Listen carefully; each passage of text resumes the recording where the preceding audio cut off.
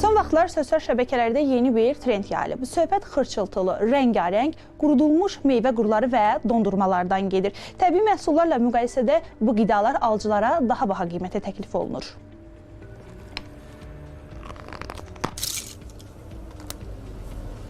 Sublimasiya olunmuş meyvə qurları, əlavədən dondurma qurları bugünkü gündə tələbat təşkil edir. Bu tələbatın da odur ki, əslən sosial şəbəkələrdə paylaşdığı kimi bu xırçıltılı olur. Bundan da istehsal yeri deməli Bakıda olur, Türkiyədə, İranda, Dubayda.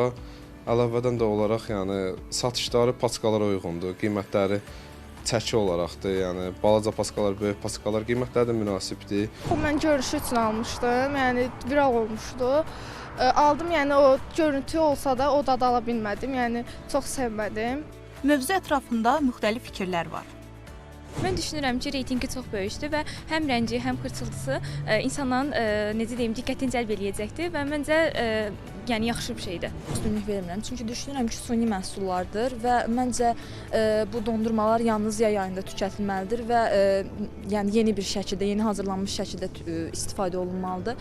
Çünki bir çox əks zərərləri ola bilər. Yəni mən bu məhsulların qışda alınmasının tərəfdarı deyiləm. Bu belə süni və quru bir şəkildə məncə insan orqanizminə heç yaxşı nəticə göstərəcəyini düşünmürəm.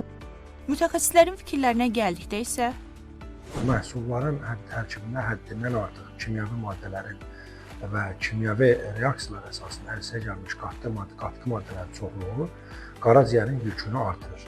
Eyni zamanda insanda köp halının olmasına və ishal hallarının yaranmasına səbəb gətirir.